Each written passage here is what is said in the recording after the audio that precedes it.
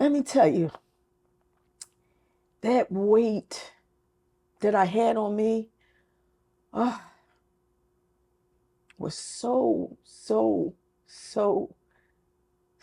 heavy. I have to be a bit transparent because I have to be.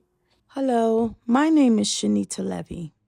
I'm loved, I'm enough, and this is my testimony. The levy isn't broke. Gang, I'm glad, glad you I'm put glad the I levy am. now.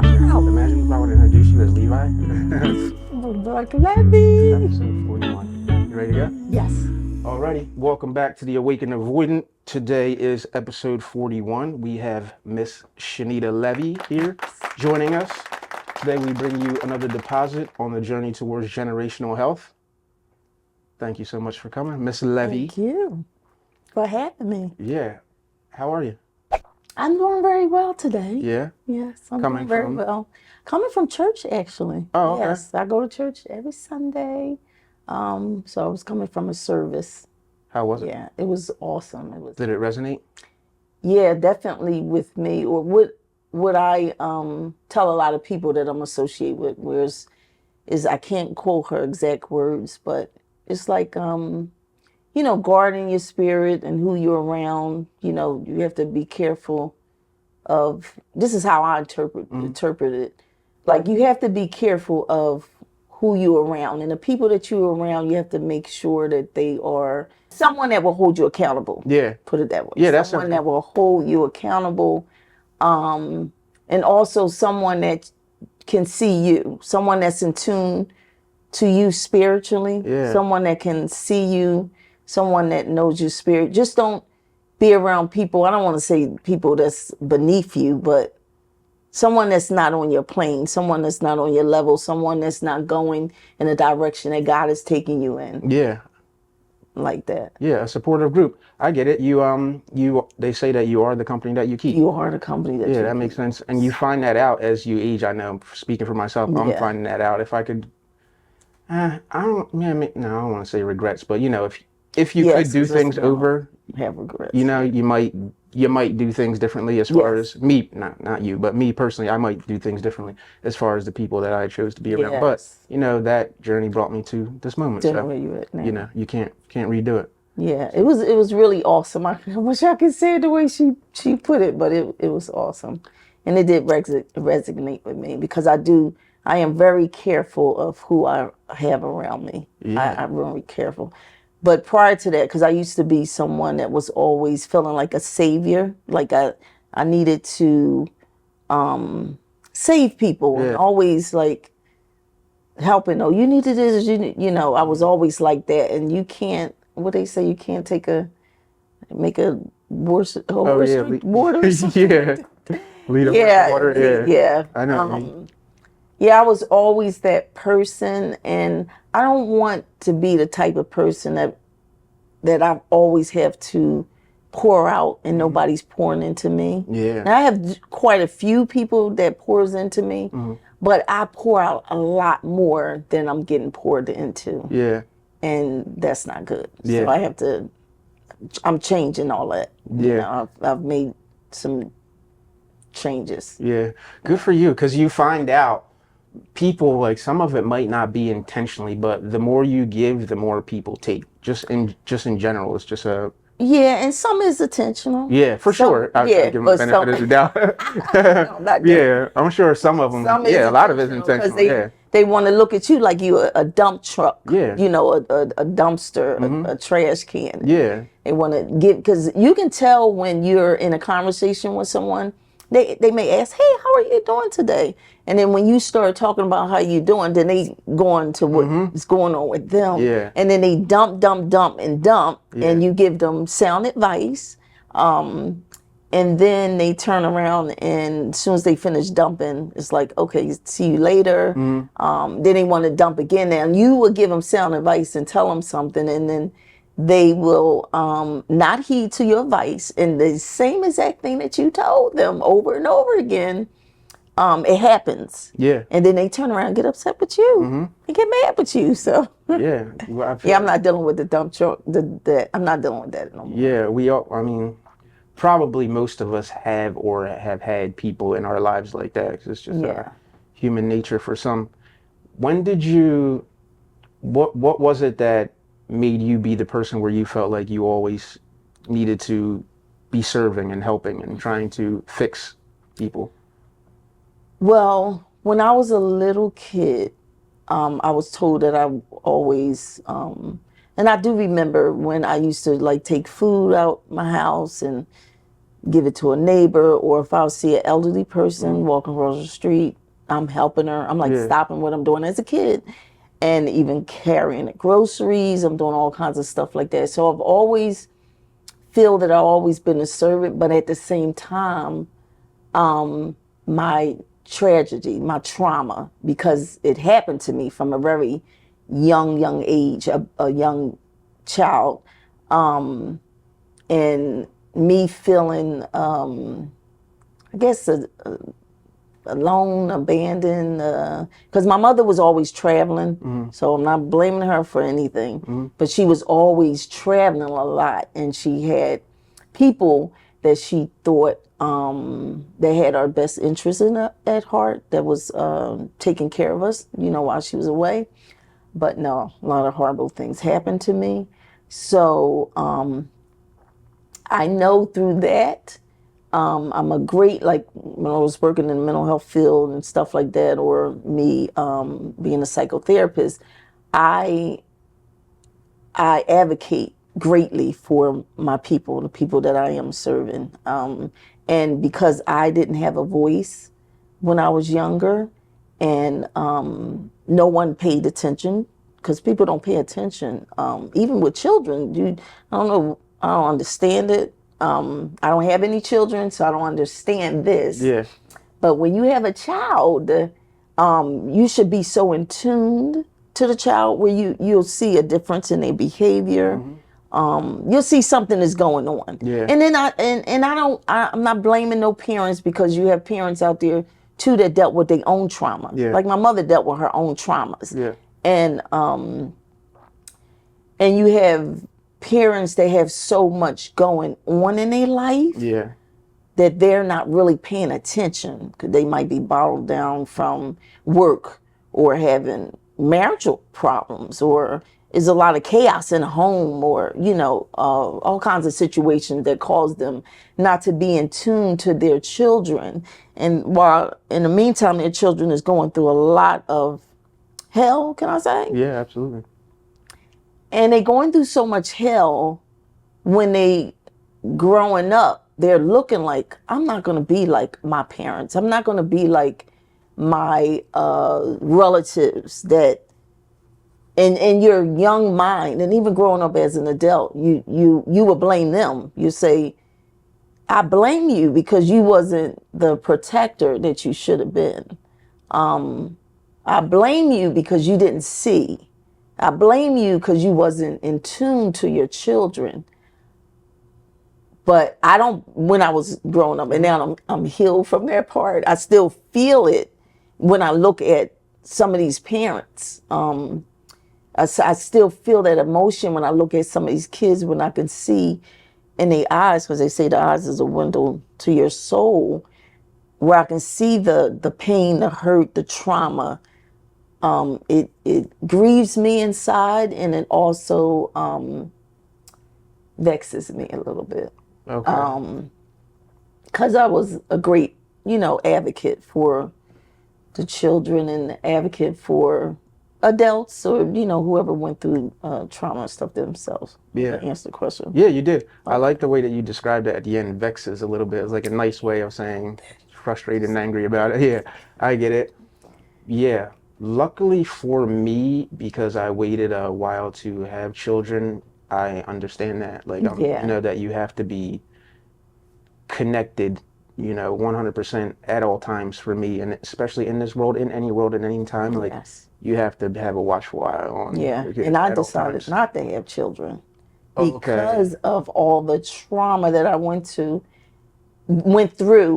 And as my pastor say, I don't want to have a prison ministry. Yeah. So I say constantly to myself, I don't want to have that ministry. So I decided not to have any children Okay. because I felt that I would be a little too overbearing, over, like clingish, Yeah. and always, you got to be and you can't treat a child like that because of Yeah. your trauma. Yep. You want to put your trauma on your child. I don't want to do that. Yeah, definitely. Yeah, so that's why I made the decision. I had the decision Yeah. not to have any children. Okay. Yeah, that is a lot to work through if you have Yeah. trauma. I think that's the reason why I waited so late to Yes. have children myself, just because I was, just uncertain about Yes. many things and The world exactly and them growing up, yeah. and Yeah. they sitting, you seeing them on somebody's lap, because that gets me when I'm looking, and I want to snatch them up so quick. Well, I'll do something to divert them from Yeah. that, because I'm looking and I'm like, okay, you got to pray about it, because you see stuff and you see people, and then if you really in tune and connected spiritually, God Yeah. show you so you just keep praying and Yeah. I have watching, and yeah. watching for sure. Yeah, I have certain rules with that stuff that are Yeah. pretty rigid about that as far Yes. as You have how to be. that goes. Yeah. But I'm probably what you didn't want to be, and I probably will be that for a little while until I feel like that person is able to protect themselves a little bit more. Yeah, definitely. And also making sure that you have that your kids can come to you about anything. Yeah. That they will not ever be afraid to speak to you about anything, no matter what it is. Yeah. That when they come to you that way, that you're able to receive it with grace, that you're able to not show facial expressions that will cause them to revert from, like, okay, I can't, it cause them to turn and say, okay, I can't come to my parent this way because they looking at me with a face with a disdain look because Yeah. I told them this, or they looking at me like, yeah, right. Oh, it's just you. You know what I'm saying? So when you're speaking to your children, please try to maintain a graceful, asking the Lord to help you deal with whatever they coming to you with, or to ask if they asking you a question where it's like, oh my goodness, like I'm not ready to have this discussion with them. But asking God to help you while you're hearing it, like, God, please give me grace. Give me grace. Give me the answer. Tell me what you want me to tell them. Tell me that. And please not let it show on my face, because kids, and like any of us, can read. And people think that children, I don't care if they're 2 years old, 1 year old, they think that, I don't know why, in they brain they think that kids don't understand stuff. Yeah. Think about this. You can have a little toddler, a little baby, never ever taste candy before. But as soon as they see that wrapper, or if you open it up and they see that candy, they know it's candy. They want it. They smiling. They like, you know what I'm saying? Yeah. That's an instinct that they have. So if they have an instinct like that, why wouldn't you think that they have other like instincts, and they learn by even as an infant. The cues of the mother and the father, the sound of the voice, and so you have to be careful the way you speaking to them. You're right. Because of the sound of your voice can turn them into the enemy is out there to snatch up these children. So they're going to use any little device, anything that you can even imagine. So you just have to be careful and just make sure that they can come to you and talk to you and tell them whatever it is, and not feel like you're going to bash them like they're being bashed in the streets. Yeah. You know what I'm saying? Or saying the same, you might come out and say the same things that they bullies are saying to them, or the person that's taking advantage of them is saying to them, because they tell them a lot of lies, and then they'll turn around and oh, your parent, oh, they're not going to care, they ain't going to listen anyway, blah blah blah. And then when the child come to you, and then you're so distracted by whatever you're doing, or whatever man that you have, or whatever woman that you have, you ain't paying them no mind. They coming to you telling you something, and you, oh, get out of my face, child. You know what I'm saying? Yeah. So, and then you are confirming what the predator that's messing with them is telling them about you. Yeah. Just gotta be careful. Yeah, I appreciate you sharing that. You see how I'm Please be tapped in right careful. now? Because Yeah, you said a please. lot of really amazing things that you don't realize. For one, you have to do a lot of work on yourself. You have to Yes. constantly be working on yourself to be that safe space. Yes. And you want to make sure you're that, because like you said, say something that can push them away. And like you said, Yes.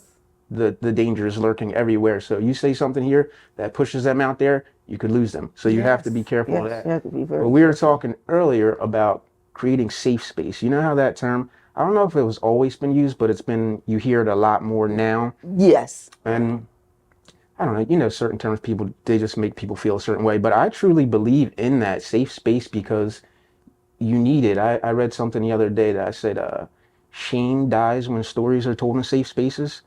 And Oh, you really I like need that. that. You have to make a space that's Oh, I comfortable like where that. people can come to you. They feel like they can Yeah. talk to you, that you're Yes. listening, that you're available. So Yes. creating that is, yeah, absolutely. And what you said about children, I think as we age, we tend to run away from our senses. Because children, they do know everything. They know cues, like, because they can't Yeah. speak. So they communicate only through energy, body language, cues. Yes. And as you get older, you kind of, I don't know, society moves you away from that. Do you?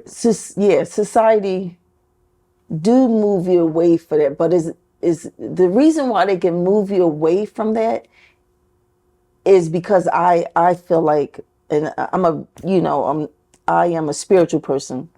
I go to church, religious person, not religiosity. I'm connected and I'm in tune and I'm always communicating with God, because when I was going through all my trauma, that's all I had was God. It was me and him at a little age, communicating. I didn't know the name, and going to church growing up, I did. But when I was younger, I always felt the warmth and felt his presence. But I feel that if you are connected like that, if you are praying or communing with him, then those senses will stay heightened. Now, if you, like I did, teenagers still going to church, but I was out there doing my thing because I was running, and I actually had a death wish on my life. So I was doing stuff that could have gotten me in so much trouble because I wanted to die. I didn't want to live. I would never take my own life, but I never wanted to live. But through all of that, God was still communicating with me. So I think we can be move away from that if we so swallowed up by what's going on out here in this world and not looking up to him. I don't want to make this a No, no, religious, no, but no. yeah, I mean, Whatever. I love the No, Lord, so I no. gotta Please do. This is. talk about him because that's what kept me sane too. You know what I'm saying? You know, yeah. No, please As go a that. young, woo, yeah, that kept me sane because I went through a lot of trauma. I know that it could have been worse, but it was horrible for me. Yeah. And I know it could have been worse. I still thank him that it wasn't worse. I used to be very angry, and then one of my favorite scriptures in the Bible is, "You can anger, but sin not." So I had the anger, and I didn't sin because I wasn't mad against him, but I was like, Lord, I don't understand why you allow this stuff to go on, why you allow this to happen to me, why you allow this to happen to children, why you allow this, and why, you know. So I was frustrated and a little vexed. What did you get an answer? Somewhat, I would say, where, because I will never I know that I could never understand his mind, the way he works, he, she, whatever you want to call him, but he. For me, I heard something recently. It's like, we are the Bible that people read. So it's like, I guess I'm that walking testimony. I'm that walking testament. I guess, I don't guess, I know. I am that walking testimony. I am that walking testament. People will know who he is, get closer to him, know that miracles is possible, know that what you've been through, you will get through, you will go through the word through, is the main word here. The highlighted word here is through. So while you're going through, you can get strength by knowing that another person went through the things that you went through. Not that you want to be used as a sacrifice, but that's what it feels like sometimes. But when you hearing other people's stories, that can give you strength, and that can let you know that, you know what, it's going to be okay. And we're put here to, I guess, serving and helping others. And I guess me looking at it might sound weird to people out here, but to me, the experiences that I went through, because I've gone through some very hard things, I'm glad that I'm on the other side of it, and I wouldn't take it back. It didn't feel good.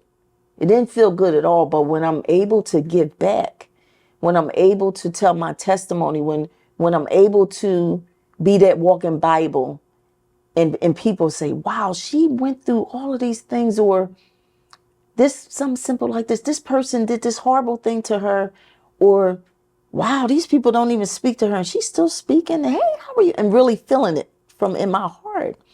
And it would cause them to say, you know what? I don't have to react that way.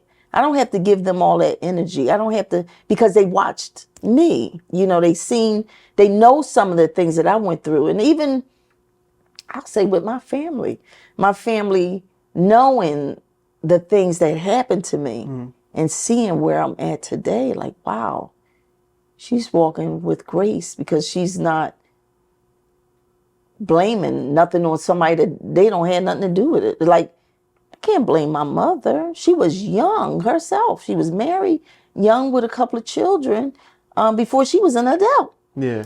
Sorry, Mom, I ain't tell your age, but but she was young herself, and she went through trauma herself. So how can I expect her to know how to, or to be more aware if she's in this dark space herself? Yeah. And if a lot is happening to her, and then at the same time, you taking care of children, you taking care of family.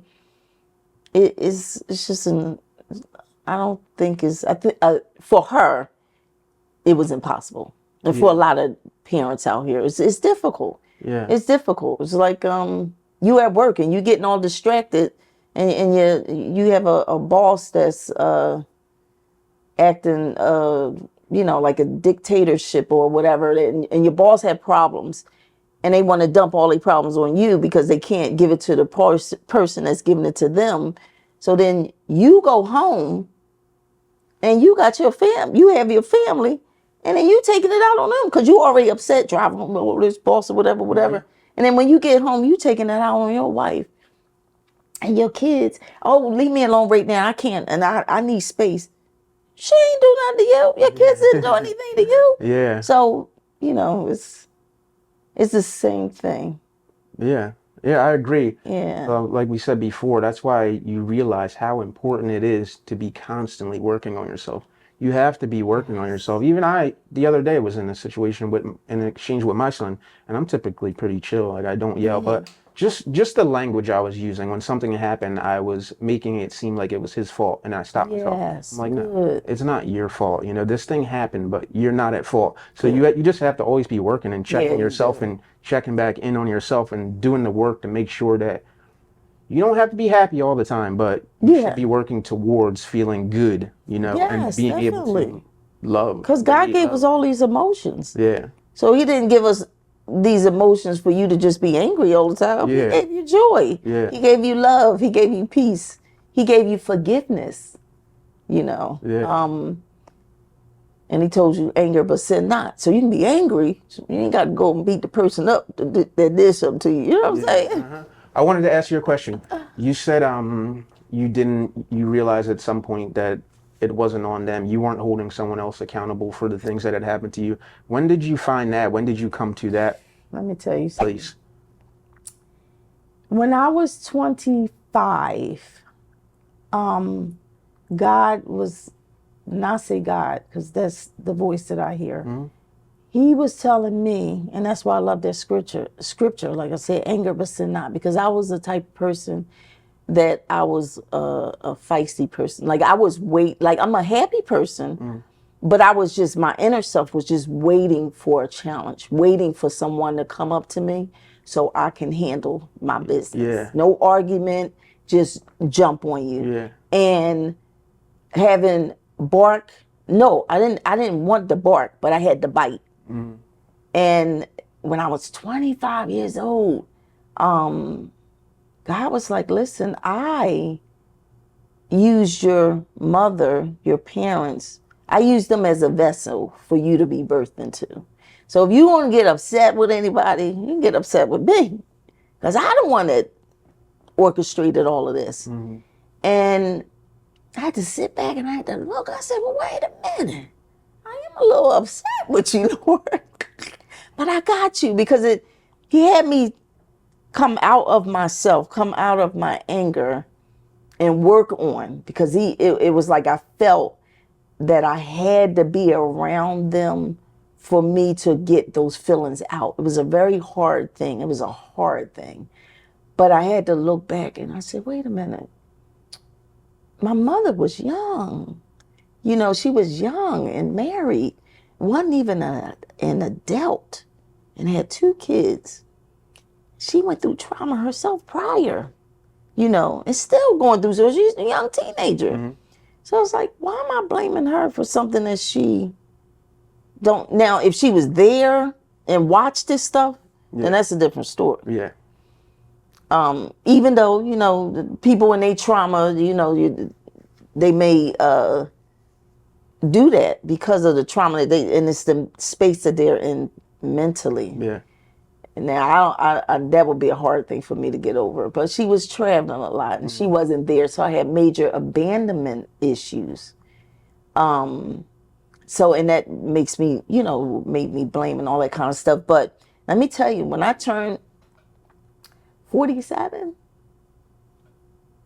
that's when all of the pains from what happened to me dissipated. Now, some of the symptoms of the trauma, because it was years of trauma, is definitely still there, like trusting and stuff like that. Yeah. But the pain of it, because when it came to family or those adults that was in my life during that time, the blame was there, because it was like, why you guys didn't see this?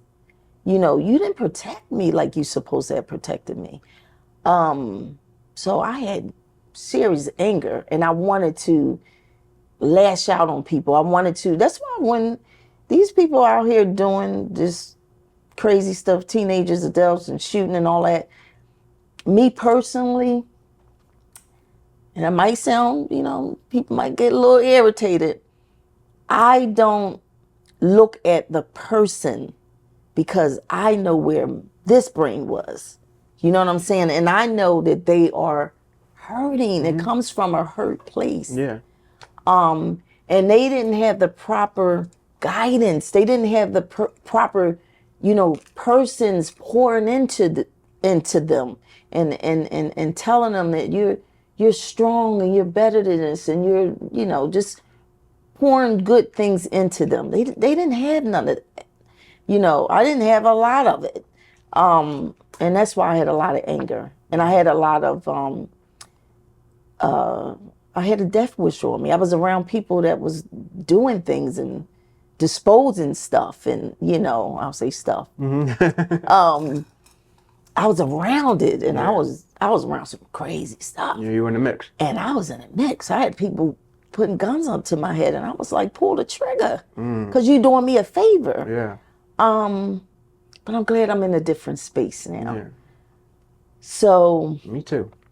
when I turned 47 years old is when, and I say it like this, is like if a family member, and I'd say family member because that's the closest thing to me, if they did something to me, or if they said something the off way, it don't penetrate like it used to. It's like a tennis ball. you throwing it against the wall and it bounce off. So that's where I'm at today. Yeah. And I was 47 when that happened. Okay. Yeah. Did anything happen in your life that initiated that? If you can. Well, actually, I had an operation. When I had this operation, I was in the hospital. While I was in the hospital, I was sitting there.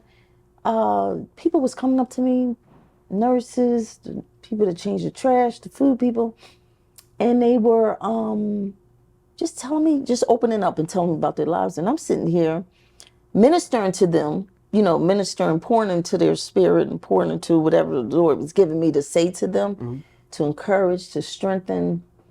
I was doing this while I was all broke up and hurt. So one day, my friend of mine, she said, Shenita, turn on TV. She in a closet on. She's like, turn to this channel, watch this. So I'm turning on TV, and as I turned to the station, I actually seen, I was like, wait a minute. I seen Joel Osteen. Someone was on his, he was talking about a man that, I kid you not, went through exactly what I experienced in my life.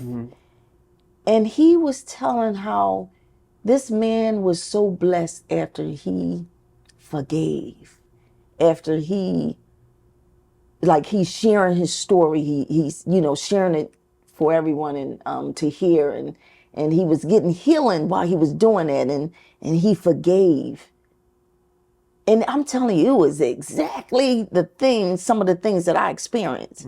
I'm sitting here in awe, and I'm like stuck I'm telling her, wait a minute, I gotta call you back. And when I say that it felt like a huge weight lifted off of me, it was incredible. I cannot describe that feeling, but let me tell you, when I say you're gonna be tested, you're gonna be tested. So it's like I was tested to see is what I felt, was it real? I was tested. Because at first I was upset. I was saying, Lord, I don't know why you allowing this to happen. It's a test, but I don't want to hear it's a test. I want to understand what the testing is for. What is the purpose of that test? And I got that test was showing me like, you are healed. Because I'm telling you, it was coming. And when it was coming, it was bouncing off. I seen a tennis ball bouncing off the wall. It wasn't penetrating in my heart no more. I said, whoa, I'm healed. I am healed. I am healed. I am healed. Whoa, I don't want to start crying. You're about to get me too. Whoa, I am healed. Let me tell you, that weight that I had on me was so heavy. I have to be a bit transparent because I have to be. I never wanted to live. Never, ever, ever wanted to live because of what I experienced. And it's rough when you a woman. It's rough when you're a man and you dealing with so much abuse. I've had so much abuse on a daily basis. So much abuse. So much abuse. So much abuse on a daily basis. I'll tell you one story. I'm be transparent. And I don't believe I'm doing this, but I'm going to do it. It used to be these neighbors where I lived. They was the same age as my mother. And they had this dog. And I used to see a friend of mine. And I was maybe four, maybe about 4 or 5 years old. And I used to see her, now mind you, walking by herself. Walking by herself. No older person monitor her, nothing. Yeah. And she all happy and having all these toys. And I had a whole bunch of toys, so it didn't even faze me. But she was always coming out of this place, and I was like, what is going on? She never, that I remember, because I can't recall her ever discussing anything with me, but we little, so we're young. Maybe it was about 5. Like, we're young, 4 or 5. I think about 5. And one day, it was these guys that always would come over with this dog. They would always come around you, but that was a form of intimidation too. And you this little kid where somebody's supposed to be watching you, such as myself, nobody was watching me. Yeah. And my brother is 3 years older than me, so he's young himself. Yeah. So they will always come over, and then I don't know how it started, but these oh, I got a little distracted. What you asked me again? I'm sorry, because this story is. I don't recall what I asked you originally, No, because that's it was minutes ago. But you just started telling me, you just slid into telling me a story about you for. Oh, and I said I'm gonna be transparent about something. That stemmed from something else. Yeah. So I don't know how this happened. So anyway, these teenagers, one of the many people that was taking advantage of me, these teenage boys would always take advantage of me, and then they would walk me at least a half an hour away from my home to these train tracks that look like a hut, like a little hut, and they had a bed in there.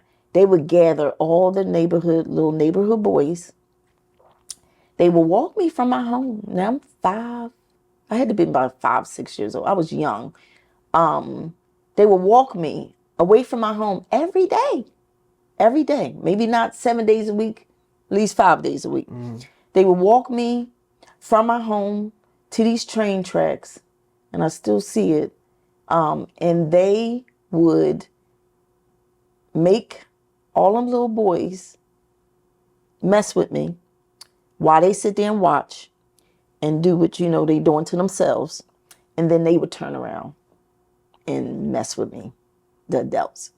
And that's one of a slew of things that took place in my life. So they was messing with me. They always would get the little boys to mess with me, Then other adults was messing with me. So it was like all this stuff was going on, and nobody wasn't doing anything. So all this anger was building up.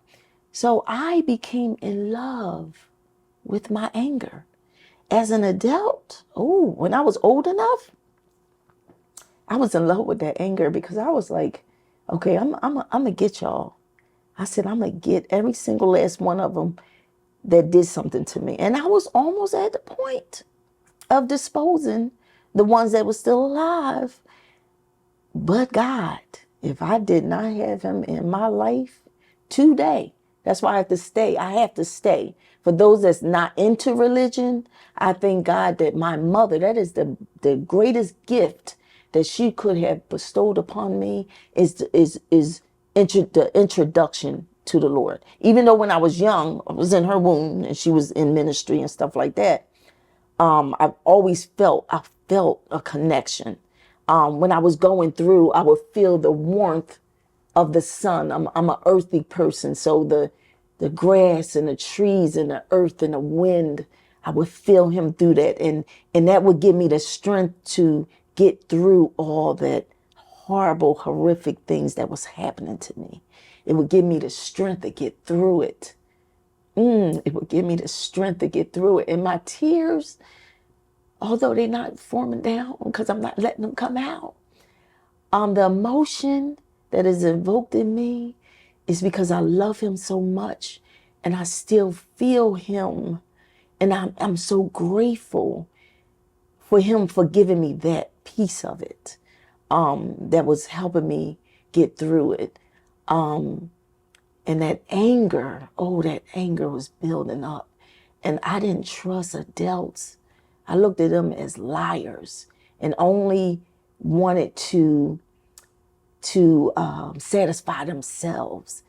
I didn't believe in them. I didn't like authoritative people. And even as a child, if you talking to me the wrong way, your tone of your voice, you know, and you can tell I still feel a little bit because my eyes, well, you know, it just does something to me. But now because I'm more mature, and I'm allowing God to, I mean, God will do whatever he want to do, but I'm opening myself up to him where I am listening to him more and not wanting to do my own thing. And as I'm listening to him, and when he's saying no, Shenita, don't do that. He said, vengeance is his, thus saith the Lord. I'm going to take care of them. You don't have to go out there because I can do it better than you. And I've seen him take care of some things for me, even though I don't gloat about it at all. But I take solace into knowing that he will fight my battles like he told me he would.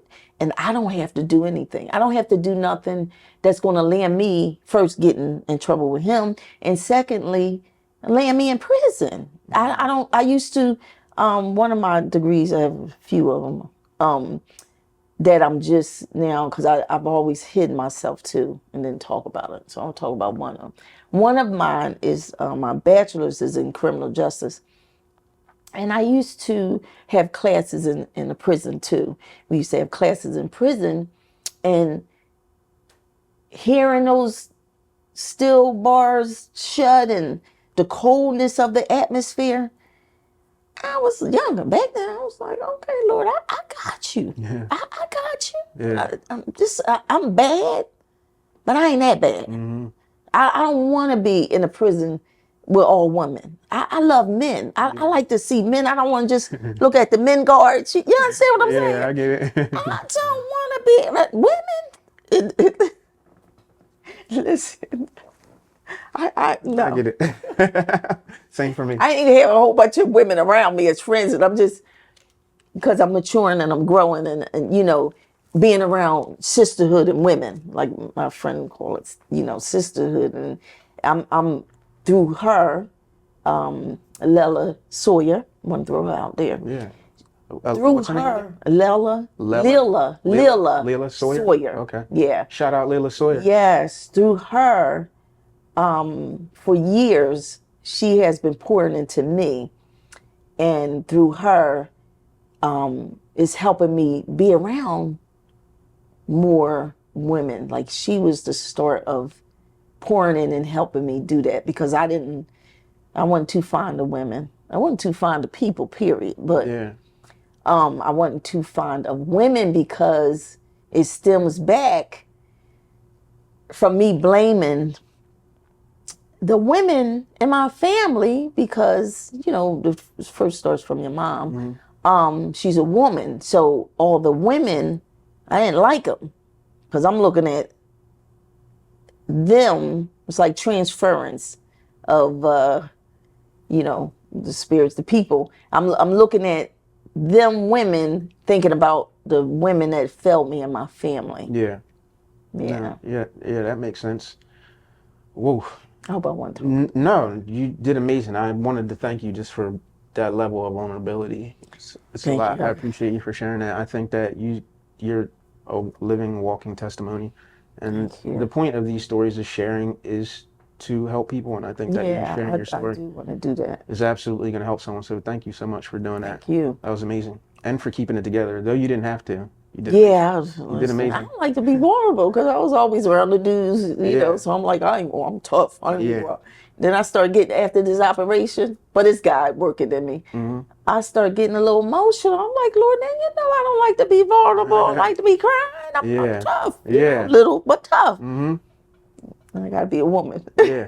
But you realize show my womanhood. Yeah, you realize that you have to be. You know, vulnerability is literally the only path to healing. Without it, there is no healing. It doesn't happen without it. Yes. It's impossible. And I was crossed up here because I always wanted to be in a protective mode.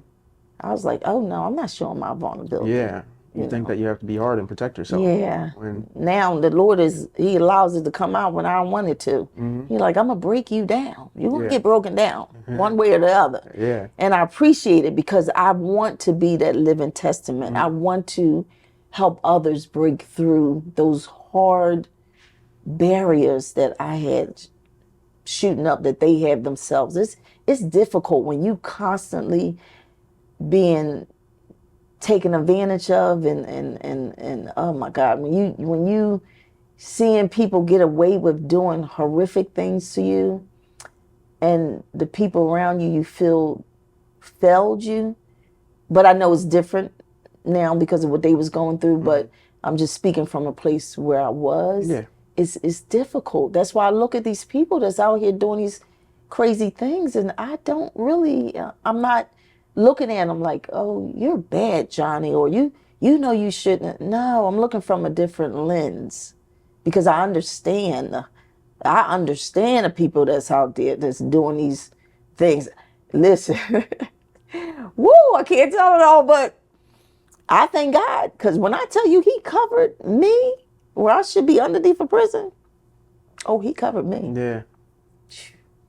Listen, so I can't but help but do what He tell me to do. Yeah. You understand? Because I know where I could have been. I know where I still could be, and I ain't playing. Yeah. I'm on a mission. A lot of us, right? It's when anger is that driving emotion. That's why I talk about doing the work, and you have to really find love, because it's the opposing force basically. So if you're too far this way or too far that way, you need some love and some everything in between. But I don't even know what I was about to say there. I totally lost I'm myself. glad, because we both was, 'cause Yeah. I was like, wait a minute, I'm going on a tangent here. And I'm like, what in the world was I talking? But you're telling a story though, a great story. I have no Thank clue. you. And so much of what you're saying, it's just a lot. And you make me feel very comfortable. And this is a safe space. I told you off camera, but I'll tell you on camera. There's a lot of people out there that are struggling. There's a lot of people out there that are hurting. There's a lot of people out there that can see through people so good, and they are sick and tired of the phoniness. They sick and tired of people just wanting to hear their story just to get something out of it, or them getting to know them, and then they trying to manipulate the situation. Yeah. And I thank God for first Jamel that showed me about you, your podcast. And I don't want to say Jones because I'm sorry about her last name. She's married. Jamel L. What is her last name? Yes, Jamel, you gonna get me? I'm so I forget sorry. too. Yeah. I take Apologies. yes. No, let's not do her like that. Yes, we cannot do Jamel like that. I'll look her up. Real Listen, quick. Jamel. We're gonna get her. But I thank God for this introduction, because this is a safe space for me. I feel so safe and feel comfortable, and that's why I poured out like that. I didn't want to, but Jamel, what is Jamel? Johnson. Johnson. Yeah. Next to and Johnson was in my head. Yeah. I'm sorry, Jamel. No. Yeah. Because it's Jones Johnson. Okay. Yeah. Yeah. Johnson shout out was to in Jamel. here. Thank you so much. Jamel, yes. Beautiful, beautiful, beautiful, beautiful person. So I thank God for her and her, introducing me to you. Yeah, it's amazing what's happening, right? Because like you said, what you were describing there, it is that for me, because I've been there, Yes. not exactly where you've been, but Yeah. in a traumatic experience, relative yes. to what I went through. Yes. So, you just want to do what you can. And I've always been the kind of person that's like, I just don't want to take anything from people, Yeah, I just don't want to that's me. take. If I feel like if I can give something, then I'm Yes. going to do that. And Yeah. by doing this, I think we're all giving something. We're all Yeah. sharing, and you sharing your testimony. So that to me makes me feel good. So Yes. that, if anything, that's the one thing that I get from it. And I thank you for having this platform, for people like me to feel safe, for people that experience things that both of us have experienced. You giving people a platform to share their story so they don't have it all. You'll get sick with all this stuff inside of you. All of the, can I say hell? All the hell. That's my curse word because I don't curse. All the hell that I have experienced in my life, I need to get it out. Yeah. And I need to get it out in a positive way and not in a destructive way. Because I wanted to be very destructive, when I was angry. You know, I wanted to sin. I wanted to be very, very destructive. So now this is giving me a positive platform. You open up this positive platform to give me a way of getting it out. Even though, you know, getting it out in a book, but still me talking about it, you know, the words coming out of my mouth is giving me, it strengthens me too. It's just, because it makes me feel good. If it's one person out there, I don't have to be, I don't care how many, if it's one person that I touched, then I'm doing what God commissioned me to do. And that's all I want to live by, is to do good by him and to use myself as a walking testimony. And Lord, I have a lot of I'm saying it on camera. I have a lot of testimonies, so I don't need no other bad ones. Yeah, the tried and I have true. enough of them. I have enough of them. So let me just get them out. Yeah, the tried and true. It seems like the tried Yes. and true are the ones that are continually tested. You know, they're Yes. battle tested. Yes. They keep getting tested to no end. But one thing that you learn about people is that the spirit of, you know, humans in general, that we were made to endure. Yes. You know, Yes. the resolve of people is like no other that I've seen. Yes. We were made to endure. But let's shift to something. You were speaking about your degrees and some of your personal accolades and things that you don't boast or brag about. And you Yeah. said that in your past that you remain small about some of your things. But today, Yeah, a let's lot of get big. myself, I remain small. Yeah, and I never, and it feels funny. It feels weird, and that's why I'm building myself up there. Bloop, spill it out. I have a bachelor's in criminal justice. I have a master's in social work, and I have my license in social work, and I have my master's in business administration. Okay. And Congratulations on that, by thank the way. I was you. about to let that just slide, and I was like, "Wait, four things? Congratulations." Thank you, thank you, thank you. It feels funny. Like I feel weird right now just saying that out, because I've always made myself very small for people, because I've always thought about other people and like denied who I was, who I am, not who I was, who I am. Who I was back then and who I am. All my accomplishments that I've done, I had them, and I just like my degrees are where I've seen people hang their degrees up. Mine is just stuffed in a closet. Yeah.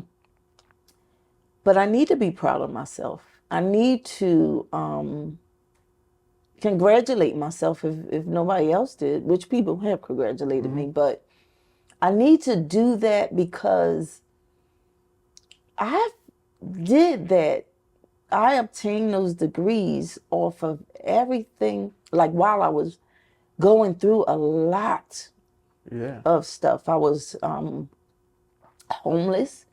I didn't sleep in the street, but I was displaced from my home, and I was going from pillar to post. I didn't know where I was sleeping the next week. And that happened to me twice or three times. So while these things was going on, I was in school. And my bachelor's degree took me 11 years because I had to stop, go back, stop, go back. My two masters, I graduated on time, but my bachelor's degree took me 11 years. And people would, and I went to Temple. Woo-hoo. Temple? Yeah. Oh, okay. People would go to school. I mean, we'd be in school. When I did 11 years, they would have graduated twice. I know a couple of people. Yeah. They got three their times. doctor's degree. Yeah. And they was like, "You still here?" I had people laughing at me. "Oh, you a career student. You this, you that." And I just kept pressing, kept pressing. Somebody was like, they was being facetious. They was like, you're going to be like me one day. They graduated from Temple. They was graduating, getting their degree. I went to their thing. It was like, you're going to be like me one day. You know, just being smart with it, like wanted to do a dig. Throwing a little shade. But I kept pressing on. I kept pressing on.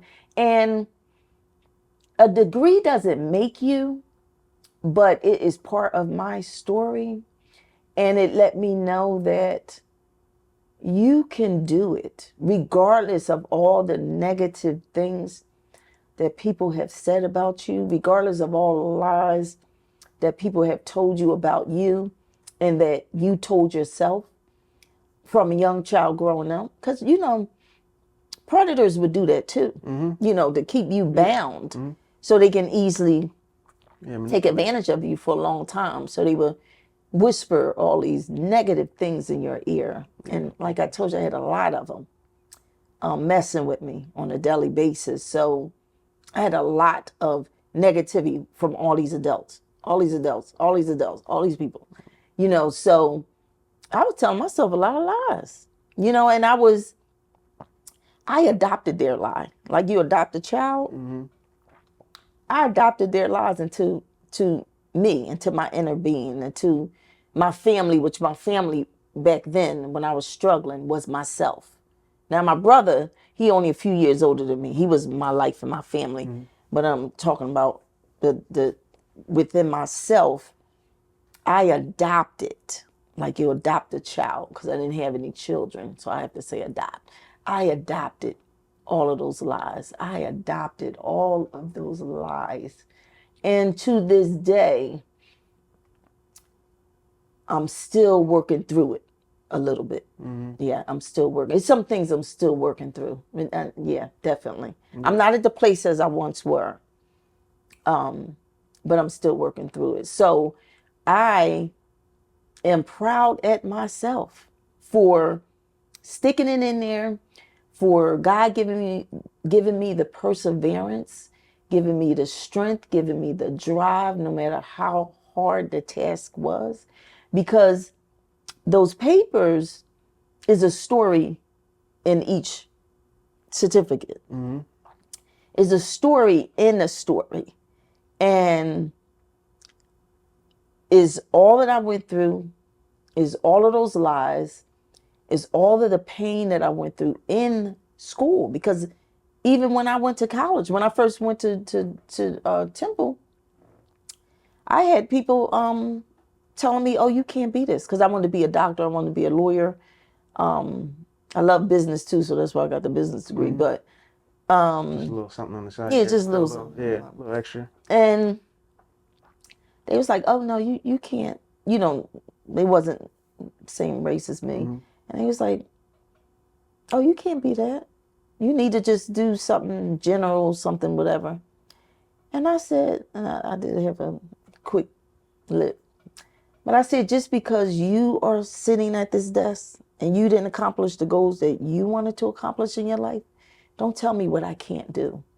You know, so, and I had a lot of professors that was, you know, prejudiced. I even had professors that loved more men than women. Yeah. So they will give the men all of the A's. You deserve an A. They'll give the men an A and give you a B minus. Yeah. I had to take a couple of professors to the ombudsman, and I came through wonderfully. Thank God for that. Congratulations. Fighting for yourself. I was fighting for myself even in school. Yeah. Even in school. And a lot of people was thinking I was younger than what I am. And yeah, me included. Thank you. And I'm like, you're not dealing with a child here. You're dealing with a whole grown woman. They have a whole grown woman experiences. I'm not letting you mess this up for me. So it took me 11 years for my undergrad, and people was laughing at me. And then I went on to the 2 masters and graduated on time. And even my GPA went up each degree. Oh, okay. And I was working hard through all of the trials and tribulations that I went through. And I need to be proud of myself. Yeah. I need to be proud of myself for doing that. And I am. I'm going to just start now. I'm going to celebrate me. Yeah. Thank you. Yeah. I was literally This just helped me thinking come about that. out. Yeah. I'm going to celebrate myself. Today is that celebration. Yeah, today I is was it. just thinking about that. It's like, yeah, we should celebrate all victories, Yes, celebrate all yes. victories and celebrate you. You're a fighter. Today is Thank amazing. you. I say this all the time and it probably gets repetitive to people, but I don't know. If you just walk down the street, you don't know anything about anyone. So if I just saw you, I wouldn't know that. I probably should think this more about people, but everyone can be amazing in their own way. You're just this strong. Like when I see you now, knowing a bit of your story, I just see this. You're larger than life to me right now. Thank you so much. Thank Yeah. you so much. We all are, all of us is a canvas. I love art and drawing. Yeah, me too.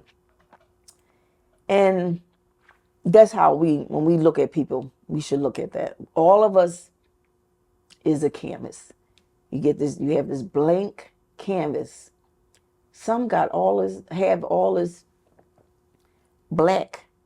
You see some of them paintings with a black and a red, all these dark colors, and then through it, you see these faces that look like, oh, distressed, and some of their portraits are like that, and and we have to get deeper because you know how you blend colors to get a color. Yeah.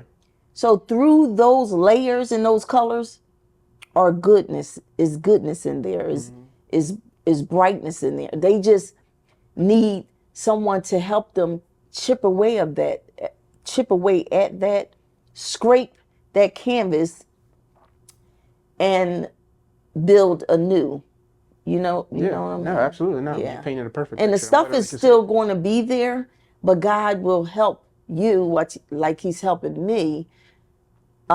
Use all of that gook, all that nastiness, all that pain, all that disgust, all that frustration, all that anger. Use all of that for his good and for his glory to help somebody else. I just want to help somebody. I don't want to hold all this. I want to help somebody else so they can help somebody else, and then they help somebody else, and then we can help these babies, these young ones growing up, so they won't be so consumed. They're young, right? Now they have their trauma, but guess what? They dealing with your trauma because your mess is spilling over to them. yeah. So how you fussing at that? Okay, you fussing at them. They not tell you whatever. You all this yelling, all this screaming. Why do you have to talk to them like that? Yeah. You know what I'm saying? Yeah, absolutely. And I'm like, parent, have you ever thought about you the one that put this together? You the one who painted this canvas right here. This canvas. You the one who put that paint on. You know what I mean? Because your seed and your egg Yeah, that put is this you. together. Yeah. So as they growing up, even as an infant, when you're not paying them no mind, you not even holding them or even letting them go when they supposed to, because they can't grow either. If you all, and that's why I said I said no, I can't have a child because I'll be like this. That's not healthy. Yeah. So it goes both ways. And you looking at this child growing up, and you mad at this child. This child is different, and it gets me. And I don't care what any of y'all parents say. I'm gonna say this: oh, I love my children equally. No, you don't, because you know why? Because your kids are different. Yeah. They're different. You love your, or maybe they say, I do love my child equally, but you're. I'll say the different. It's a difference because you're born, we have our own blueprint. This child might be more like my brother. Oh my God, if you, oh my gosh, sorry. You got to know him. Beautiful, beautiful person. He is so beautiful, so genuine. He has a great heart, and he love to help the people. He loved to help people. Shout out, big bro. Yeah. So he loves to pour into people, and he has a great heart. He loves to build people. So he was always a nice, subdued person. Now, we don't want to get him upset, but he was always a subdued, very calm, chill, laid back. Me, I'm a nice person, always happy go lucky. But like I said, I was waiting for the opportunity. So if you saying something off, disrespectful, I was ready to handle that. Even if you're a family member, I'm going to speak up. I'm an advocator. I advocate for myself because I couldn't do it when I was younger. So now it's like the DNA, the stuff that's been poured into me is like, listen, you got to stand up for yourself. Yeah. My brother was always like calm, not reactive like me. I'm reactive. So your children are different, and I don't want to say he the good one and I was the bad seed. I was the bad seed, and he was the good one. So you are going to, I don't care what anybody say, you're going to feel different feelings, and you're going to evoke from your facial expressions, because a child can see this. Oh yeah. Your child can see when they both walking into the room and your eyes geared to the one that you favor more, and your spirit lights up. Yeah. Or if you have two situations and like, listen, you don't even talk to him like this. Yeah. You talk to me this way. And it could be for your reasons. It could be the strength that's inside of me. You're making it more stronger. I don't know. But if that is the case, it need to be communicated some kind of way, because that child that's been dealing with trauma, they both been dealing with trauma, but this child seemed to be getting more people pouring into him and being fed more. This one over here, it ain't getting none of that. So it's like, because they seeing your expressions, your facial expressions, they seeing all. And I thank God that I'm a person that wasn't, and I thank God for this, I really do, for not being jealous of people, because I look at them as a canvas, and I'm like, this person probably needs more pouring into, more whatever than I do. We both went through stuff, but he's a man and I'm a woman. And I was a little girl. He was a little boy. And I had a lot of men and neighborhood boys that was messing with me on a daily basis. He went through his own self. Thank God I wasn't with no men, but he went through his stuff himself. So you have two different people. You have a male species, you have a female species. And went through trauma. You're going to get, because we've been built different. We have different, cells, different whatever. We're different. So you're going to get a different reaction from him than you're going to get from me. So I'm a different breed, okay? Yeah. I'm someone like, I used to try to stand up for him, and he the man. Yeah. I'm like, listen, we ain't going to do this. You know what I'm saying?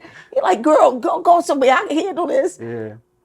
But I'm more, the More feisty. Yeah, more so. Thank you. He's more subdued. Now he can, he have, but I'm quicker with it, faster. And he's, so I'm looking at him. I look at him and I'm learning from him too. Like, you know what? You don't have to always say something. Just calm down or whatever. But I'm saying all this to say, and you can tell that vexes me a bit when them parents keep saying what they say. Could you explain to me why parents might say that, or the mindset that you coming from when y'all say that? Because I don't get it, or maybe I'm just looking at it in a wrong way. No, they may actually feel that way, but there's probably some truth to it, right? Because I thought about I only wanted to have all the love that I have for one person. Like, that's how I felt about it. Like my child now. It's like it's so strong and it's so powerful. I almost can't even imagine Good. like sharing that with another person, you know? Yes, So I get what you're exactly. saying. So I'm imagine that these parents probably do feel what I'm They describing, but do. they just can't say it, you know? And it's So nothing so wrong they with probably it. try to mask it by They saying something do. that And is we don't want to hear not that because we true. know Yeah. that is not true. Yeah, exactly. And my Yeah. brother been here first. He been here 3 years before I had been. I don't know what he been through with those 3 years. You know what I'm saying? I don't know. They had that relationship first. You Yeah. know, and listen, Yeah. like females love their sons, and I know the males love their sons. The females love their boys. You know what I'm saying? Yeah.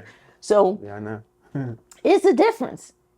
When you look at me, you might see the part in me that you don't like about yourself. Yeah. So it's okay to say, listen, I love y'all both. I do love y'all both. But you're a little different breed here. You know what I'm saying?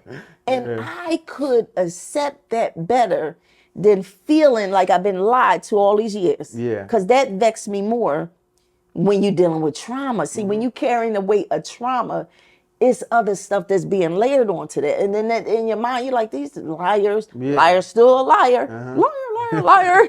Yeah, because so your experience and your eyes are telling you something different than what totally something they're different. saying. So yeah, it Yeah, feels my like someone's spirit, lying to no, you. my spirit is connected. Listen, in tune. So I'm like, come on now, you ain't tell me Drew. You know, trauma, it can obviously do many things to us. In your case, it's strengthened you in many ways, and it's done other things to you. And it's unfortunate. Let me say, I don't even say it's unfortunate. I don't think of a word. If I say this wrong, I apologize. But I just feel like you have so much love to give, and I think that you would have been a great mom. Oh,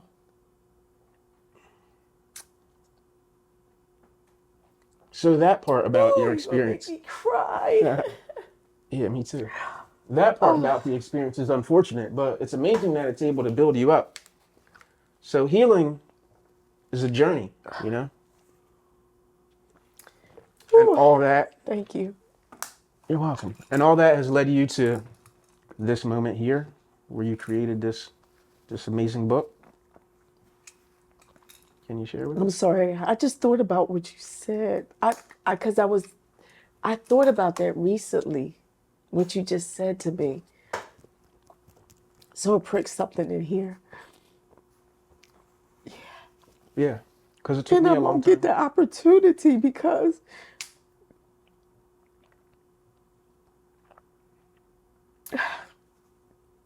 of my trauma. Yeah. Your trauma can screw you bad Wow. if you allowed it to. And it's so disheartening that it took all of these years and I'm still working through it. It's so disheartening because you can miss out. Oh God, your life can just, it's like a whole half a century or more of my life is gone. Yeah. I told my age without telling it a little bit because I don't want my mother to be upset with me. Yeah, you told me earlier. I was shocked. But it's gone. It's gone. So you saying that to me, I just thought about that. Just thought about that this week. And I won't have the opportunity in that way. So God will give it to me in other ways. Oh yeah, absolutely. And that's what I have to hold on to. And remember, you were very damaged and you don't want to spill all of that vomit, all of that dung on your child, on your seed. You don't want to do that. You didn't want to do that. So, because the enemy will creep in your brain. I'm not going to allow him to today, and I call it the enemy because I'm a religious person, spiritual person. I like that phrase instead of Yeah, I'm not going to allow him to lie in my lie. Because I did think about that, and I'm not going to go sulk and think about no. God allows in other ways for you to still be that parent but calling it something else. You know, you can be a parent in your ministry Yeah. and pouring out that way. So, because I didn't want to, like I said, put all that dung Yeah. and vomit and all that gook Yeah. in a child. Yeah, and So, that's a great point. And I think, you having the awareness to do that, that's amazing. Like it sounds like you did the right thing, It's yes, just yes, unfortunate yes, that yes, the right thing, yes, there was, a cost yes, to pay. yes, So, yes. yeah. Woo! This stuff is heavy. Yeah, it's happening, right? That's why I told you the last time, sometimes Woo! I'm they getting get hot you. Yeah, flash. you just don't know. Like when we sat down at first, you don't know that's gonna go here. But remember what I was telling you, the story's gonna tell itself. Like you were gonna lead us, and you did, and you led us right up to the book. You led us to a point where you use all your traumatic events and for the good Yes, by creating. Can you? and that's the first What's the of name of the book? 5 Oh, more I that's forgot. coming. It's called The Damaging Effects of Unresolved Trauma. Woo. Now, I heard God's voice to tell me to write a book. It's probably 30 years ago now. And I, when I started it, then I said 25 years, but the years have gone, so it's been a little more than that. I started writing over 25 years Oh, ago. okay. And when I started writing my story, I went to, I think years later, I went to my professors when I was in undergrad. I went to a couple of professors, and they have written books. So I was asking them to help me with mine, and I shared it only with a couple, and they was telling me, they said that they thank me so much for allowing them to read my story, and then I was very transparent because I tell people I'm a truth teller, Yeah. so I'm telling the truth. But God has, He has matured me in that too, because I have a tendency of doing that, and sometimes people don't want to hear the truth. So Yeah, interesting, I have to right? calm down from that. That is true. So they thanked me for being very transparent and very open, and it was very, very graphic. Because when I'm writing, I get real detailed, and in here I kind of like lighten that up, Yeah.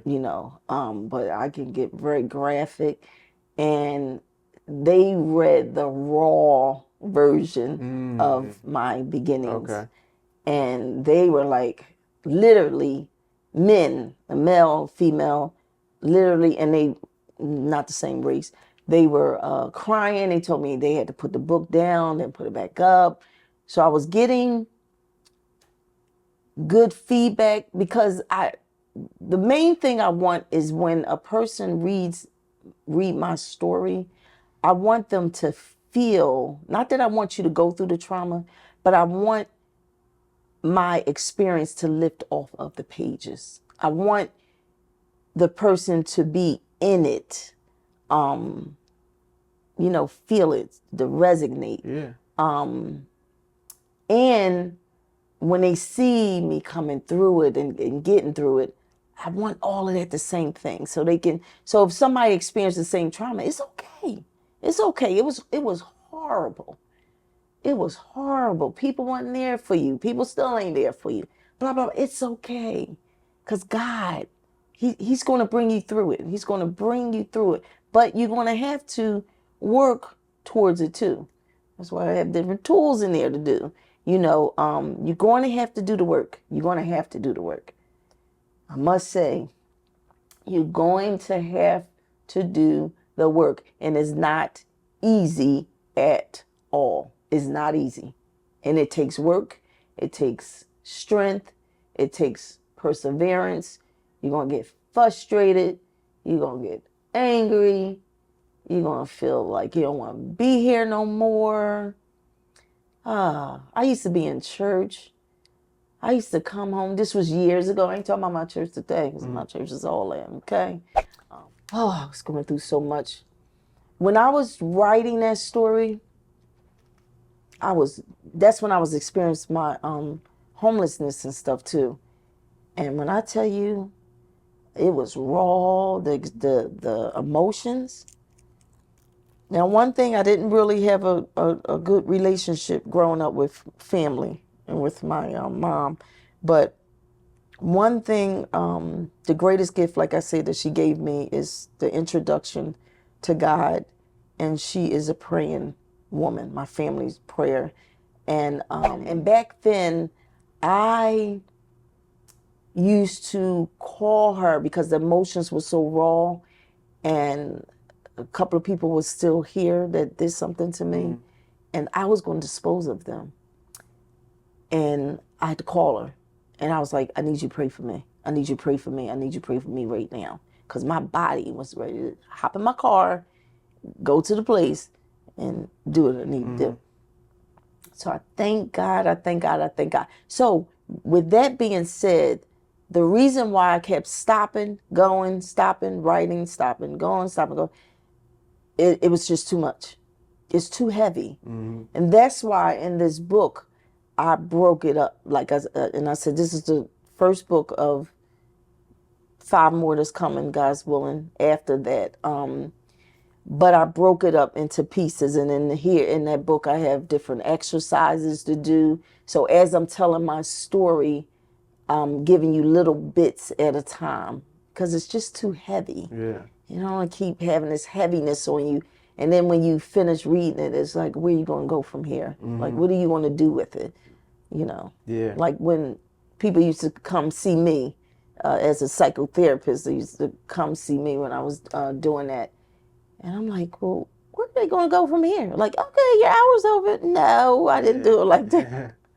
No, I treated them as, and we're not supposed to do this, but they were like a family to me. I let them feel like a good family, because you have bad family, good family. Absolutely. So they was I was the good family. So I made them feel safe and made them feel good when they walked out. Like after their session, I made sure, tried to make sure that they were healthy enough to walk out.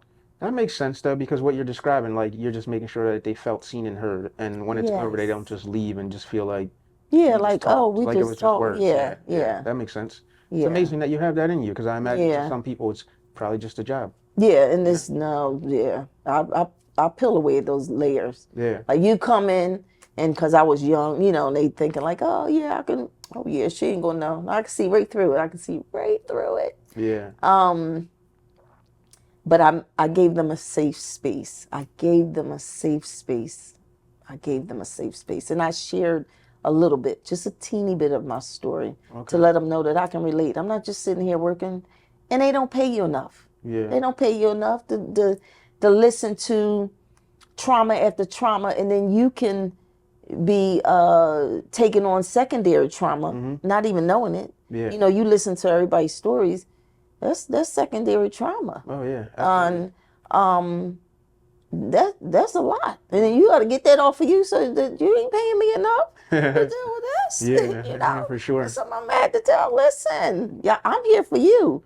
I'm here to help you help yourself. I'm not here for this little check. Okay. Yeah. So so they wouldn't get that twisted. I'm here to help you because I understand. I went through a lot myself. I'm not just sitting here because I have a degree. The reason why I went after the degrees is because I wanted to pour back and give back in the way that I thought that I needed to do that. Like me wanting to be a psychotherapist, me being in that platform, you need the paperwork.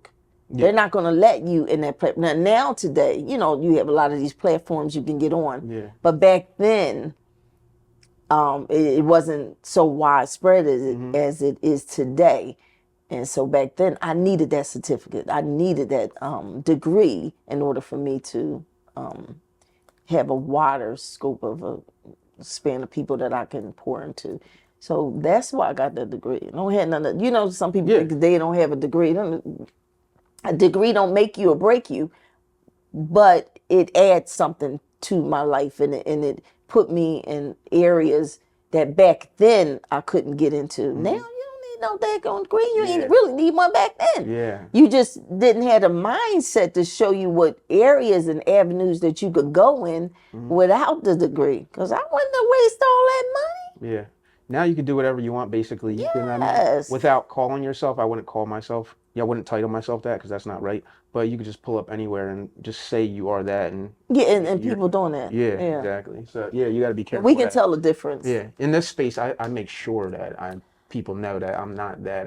We're sharing, you're sharing with me. I can This is feel not, it. this is not therapy. I'm not, Yeah, I'm not a exactly. therapist. Yeah. I tell people Yeah. that, like, Yeah. I don't have those Yeah. credentials. Yes. This isn't Yes. that Yes. even Yes. consider putting disclaimer.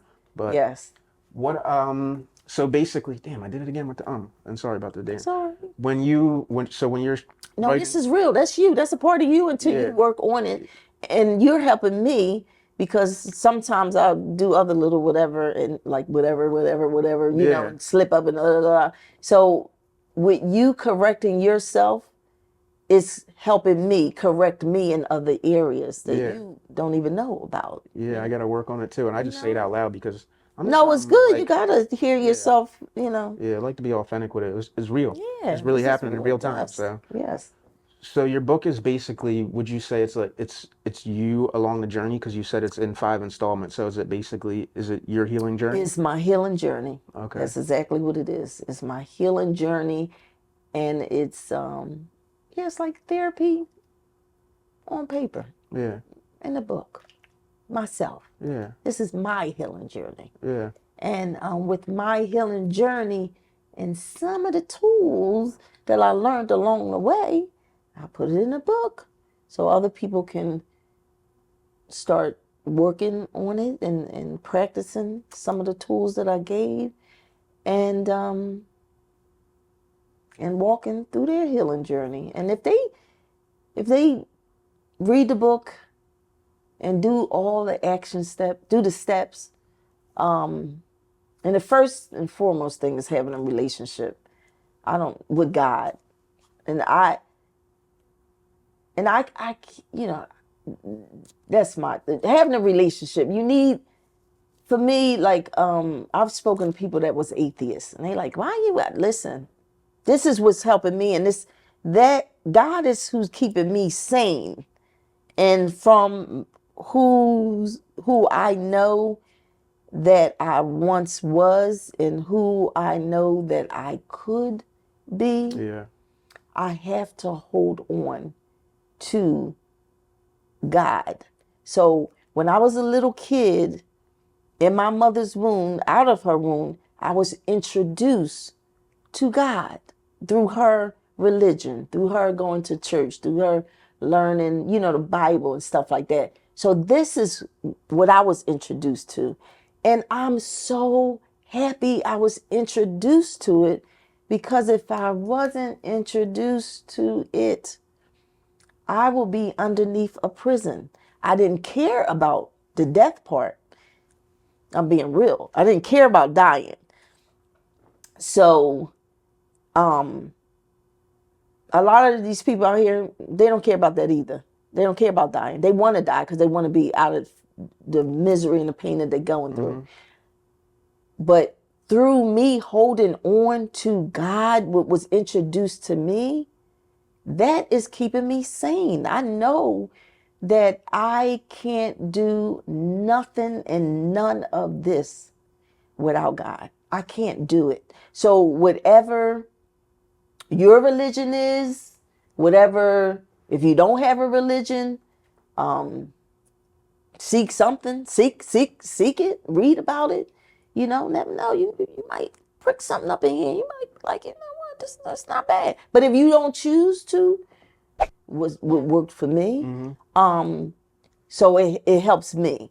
And so with God and tools in this book, listen, and I wrote the book, so God is in me. So it's in here, even though I don't keep mentioning God in here, is in here because he gave me what to say.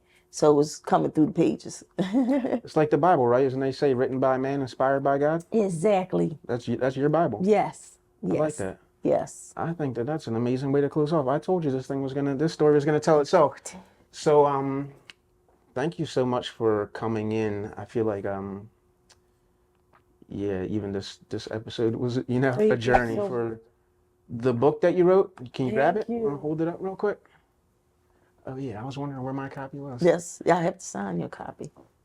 Shenita Levy. Yeah. The Damaging Effects of Unresolved Trauma, the instructional guide on how to take your power back. Yes. Check it out. You're not on socials at all though, right? No. Okay, I was gonna say, how's there a way to meet you? Because like I said, I was always hidden and hiding. How do we get your book? Amazon. Okay. I did put it on Amazon. Okay, so just go look up. Yes, just for look this it on up Amazon? on Amazon and order your book. And I appreciate you. And even if you don't read it, you can share Oh, it I'm gonna with read it. someone else. Oh yeah, I'm gonna read it definitely. Yes. Yeah, I'm actually gonna read it. I'm gonna get back to you and let you know. Yes, And then please if do. you- Because I would love the feedback. Yeah, if you write another one, come Yes, back and talk about it. Definitely. Is a handshake? Yes. Thank you. Thank you so much for coming in, Thank you. Miss Shenita Levy. Yes. Hey. Like, subscribe, comment. Thank you, people. Yes. Thank you. We'd like to thank you for tuning in to The Awakened Avoidant. We hope our convo has provided you with insight, inspiration, and healing energy. As you go about your week, let's continue to work together to heal ourselves and our community. Stay safe and continue to spread healing vibes wherever you go. Catch a new episode Wednesday weekly on all platforms. Strawberry vinaigrette in my fridge. Made it from scratch, that's just what my life is. Pick